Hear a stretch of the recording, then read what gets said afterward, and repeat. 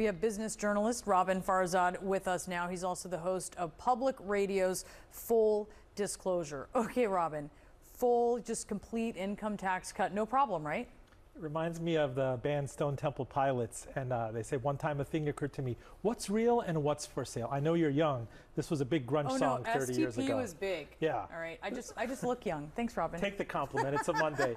This is for sale. We are taking so many different streams of information from this gigantic fire hydrant of a White House right now. El Salvador, the courts, the Fed, Iran, Israel, Gaza, Ukraine, the Vatican.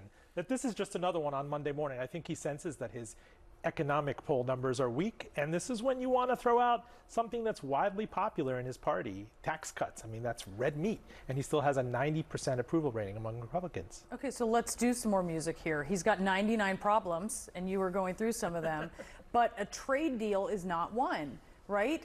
He hasn't brokered one, and I mean, we know how long they take, so it's not like we expect that he's going to have it all, it's all finished, right? It's all baked. But even the sort of outline of one, he doesn't even have that at this point in time. Although you have the Treasury Secretary predicting a deal with India could be one of the first ones. What could that look like? How soon could that come, do you think? It's not about splitting those hairs necessarily, because fine, when India's done, how do you handle China? How do you handle the UK? How do you handle the Eurozone or South America? Colombia, everybody's waiting with bated breath. I think this speaks to how the markets are hemming him in.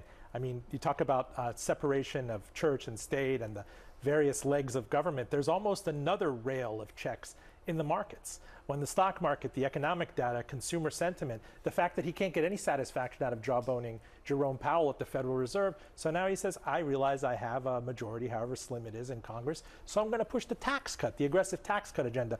Mind you, I don't think the CBO has scrutinized the possibility of not taxing people under $200,000, or like what he said when you were covering the campaign trail, in Nevada, we won't tax tips.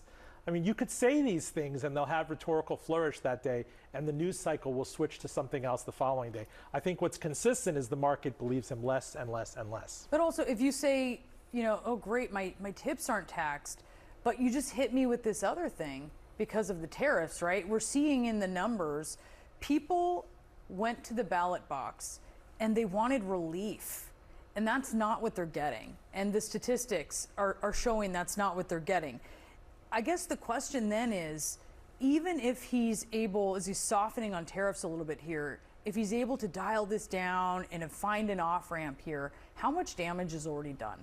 Well, the damage, you could say, that was Biden's fault into his first 90 days. Now, increasingly, as we head into the middle of the year, it's his economy. He owns it. He owns eggs. He definitely owns tariffs. He definitely owns when you go to a car dealership and find that something that might have cost you $40,000 6 months ago costs $55,000 and is not available. So, yes, there is this desire for him to say, oh, that's going to be offset by this massive tax cut extension that I'm going to give you.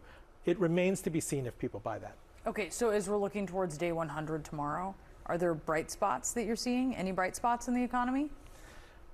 Consumer sentiment is weakening, but there's still FOMO buying. Call me crazy. There's people out there still wanting to spend on hospitality, on restaurants. We see that jobs are still overwhelmingly available in the hospitality sector, especially with the chilling effect on, I hate to say it, people of color showing up for these jobs. They're more scared now. I'm hearing anecdotally from restaurant owners, from hotels, and it's just making that experience more difficult to provision to people. So it's sad. That's inflationary on balance, and I think his moves are going to be inflationary on balance, and inflation is a very hard thing to snuff out. Yeah, there are people afraid to show up for jobs. It's cutting across sectors, right? As you said, hospitality, we see that in agriculture as well. Roben, thank you so much. It's always great to have you. Likewise. And still to come.